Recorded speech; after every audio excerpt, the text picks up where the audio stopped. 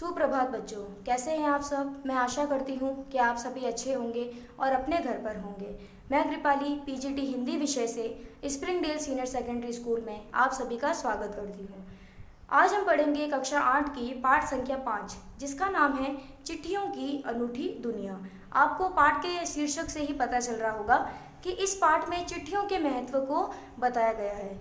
यानी कि अब समय बदल चुका है, आधुनिक समय आ चुका है, लेकिन आधुनिक समय में आज के समय में इतना चिट्ठियों का महत्व नहीं है जितना पहले के समय में होता था। आज तो अब डिजिटल मार्केटिंग का ज़माना आ चुका है। वैज्ञानिकों ने इतनी तरक्की कर ली है कि तकनीकी शिक्षा प्रणाली ही इतनी बढ़ चढ़कर हो गई है कि हम किसी भी प्रकार का कोई संदेश फ़ोन के माध्यम से, व्हाट्सएप और इन सब के माध्यम से भेज सकते हैं। पहले चिट्ठियों का ज़माना था, हम अपना कोई भी संदेश हम चिट्ठियों के माध्यम से भेजते थे। चिट्ठियों की अनूठी दुनिया शुरू करते हैं हमारा ये पाठ। पत्रों की दुनिया भी अजीबोगरीब है और उसकी उपयोगिता हमेशा बनी रही है। यानी कि जो पत्र होते हैं, जो हम संदेश किसी को भेजते थे पहले के समय में, तो हम अपने मन की बात उसके अंदर बताते थे। तो वो एक अलग ही अपना जो महसूस होता था, अपने जो भाव होते थे वो अलग ही होते थे, जो हम अपने खुद हाथों से लिखकर, पत्र में लिखकर आगे वाले को भेजते थे।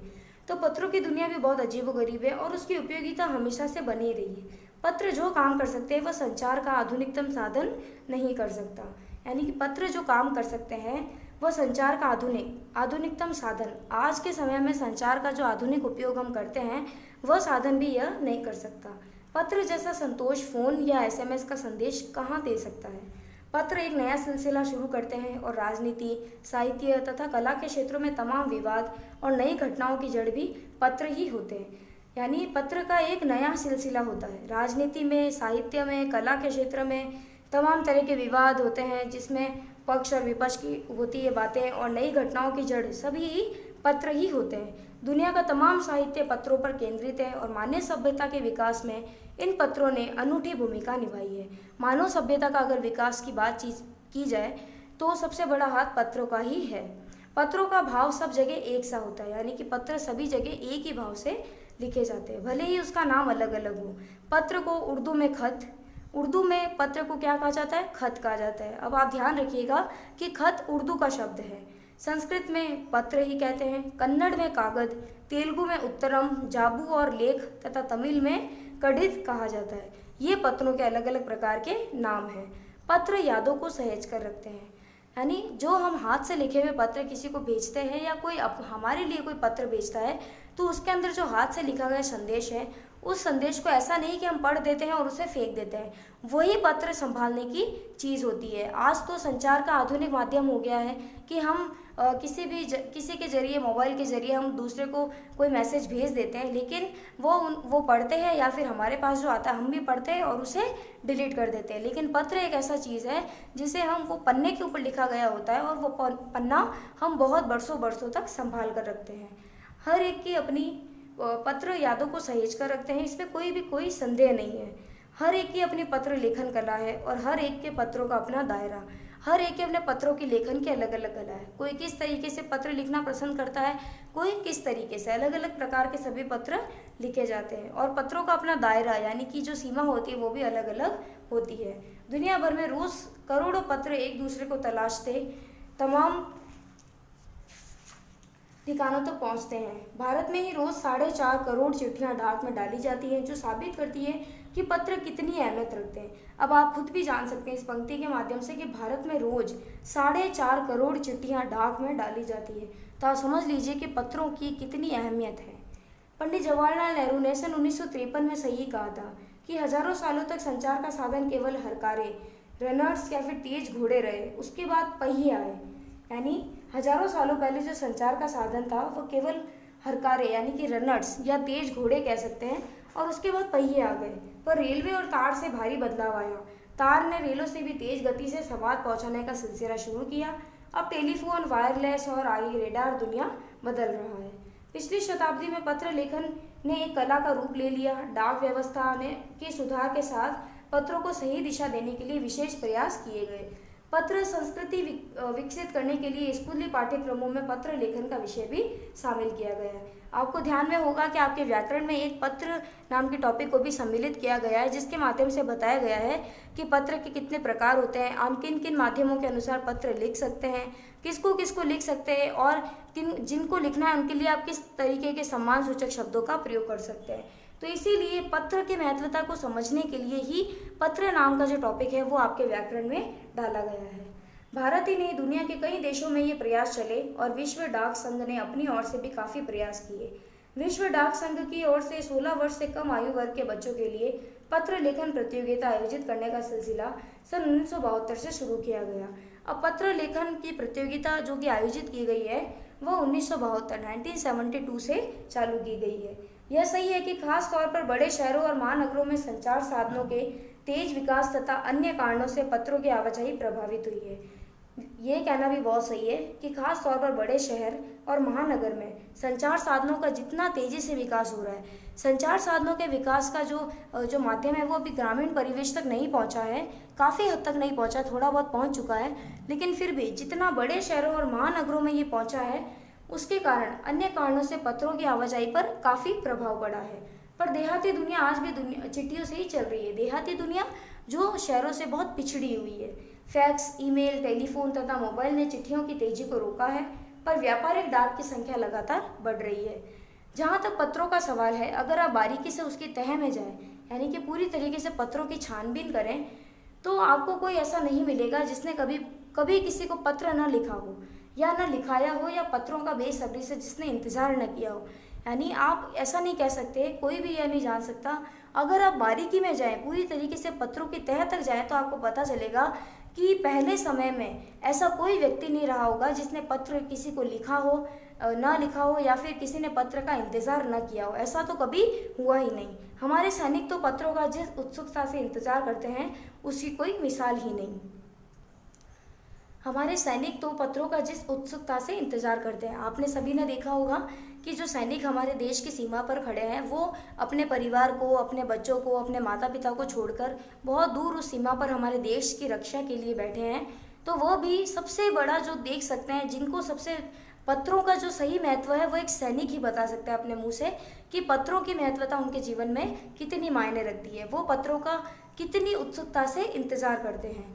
पर अब वह बात नहीं। परिवहन साधनों के विकास ने दूरी बहुत घटा दी है। पहले लोगों के लिए संचार का इकलौता साधन चिट्ठी ही थी। पहले सिर्फ और सिर्फ संचार का साधन चिट्ठी को ही कहा जाता था। चिट्ठी से ही दुनिया के सारे काम होते थे। पर आज और भी साधन विकसित हो चुके हैं। आज देश में ऐसे लोगों की कमी नहीं है जो अपने पुरखों की चिट्ठियों को सहेज और संजोकर विरासत के रूप में रखे हुए हो, या फिर बड़े बड़े लेखक, पत्रकारों, उद्यमी, कवि, प्रशासक, सन्यासी या किसान, इनकी पत्र रचनाएं अपने आप में अनुसंधान का विषय है।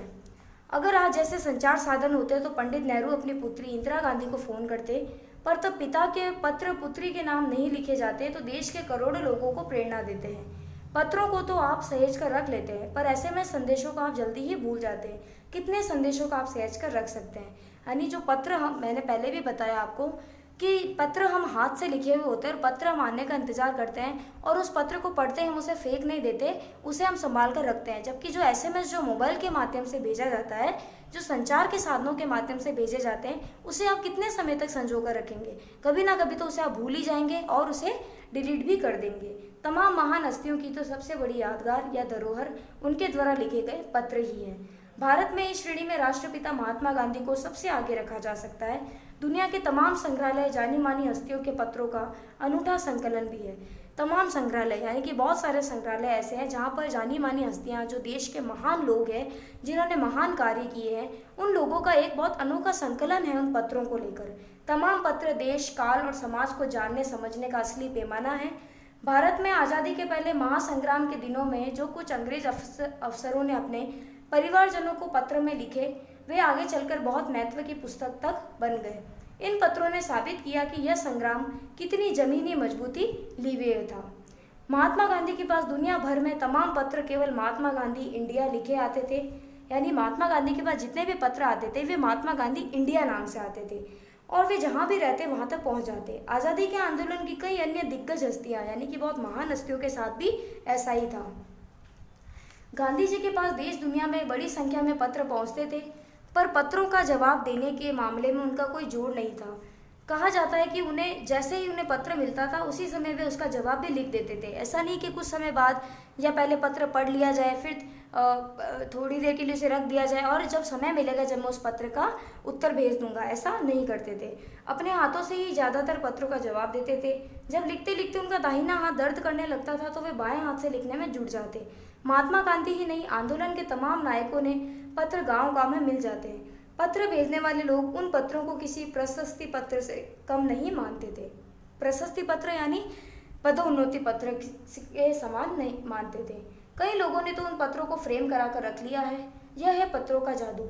यानी पहले के समय में पत्र की क्या मान्यता थी, पत्र कितना महत्वपूर्ण था, ये इस पाठ में आपको बताया गया है कि ये पत्रों का जादू है जो जिन्होंने आज भी इन पत्रों को फ्रेम करा कर तक रख रखा है। यही नहीं, पत्रों के आधार पर ही कई भाषाओं में जानी कितनी किताबें लिखी जा चुकी है। वास्तव में पत्र किसी दस्तावेज से कम नहीं। पंत के 200 पत्र बच्चन के नाम और निराला के पत्र हमको लिखियो है कहाँ, और पत्रों के आईने में दयानंद सरस्वती समेत कई पुस्तकें आपको मिल जाएगी। कहा जाता है कि प्रेमचंद खास तौर पर नए लेखकों को बहुत प्रेरक जवाब देते हैं और पत्रों के जवाब में बहुत मुस्तैद रहते थे। इसी प्रकार नेहरू और गांधी के लिखे हुए रविंद्रनाथ टैगोर के पत्र भी बहुत प्रेरक माने जाते हैं। महात्मा और कवि के नाम से महात्मा गांधी और रविंद्रनाथ टैगोर के बीच सन 1915 से 1941 के बीच के पत्राचार का संग्रह प्रकाशित हुआ, जिसमें बहुत से नए तथ्यों और उनकी मनोदशा का लेखा जोखा मिलता है। पत्र व्यवहार की परंपरा भारत में बहुत पुरानी है, पर इसका असली विकास आज़ादी के बाद ही माना जाता है। तमाम सरकारी विभागों की तुलना में सबसे ज़्यादा गुडविल डाक विभाग की ही है। गुडविल डाक विभाग एक विभाग का नाम है जो सबसे ज़्यादा पत्रों को एकत्रित करके उन्हें जगह जगह पर पहुंचाने का कार्य करता है। इसकी एक खास वजह भी यही है कि ये लोगों को जोड़ने का काम करता है। घर घर इसकी पहुंच है। संचार के तमाम उन्नत साधनों के बाद भी चिट्ठी पत्री की हैसियत बरकरार है। शहरी इलाकों में आलीशान हवेलियाँ हों या फिर झोपड़पट्टियों में रह रहे लोग, दुर्गम जंगलों में घिरे गाँव हो या फिर बर्फबारी के बीच जी रहे पहाड़ों के लोग, समुद्र तट पर रह रहे मछुआरे हो या फिर रेगिस्तान की ढाणियों में रह रहे लोग, आज भी खतों का ही सबसे अधिक बेसब्री से इंतजार इन्हीं जगहों पर होता है। ये जो यहाँ इतने सारे जो जगह जो स्थान बताए गए हैं, यहाँ पर पत्रों की सबसे अधिक मान्यता आज भी है।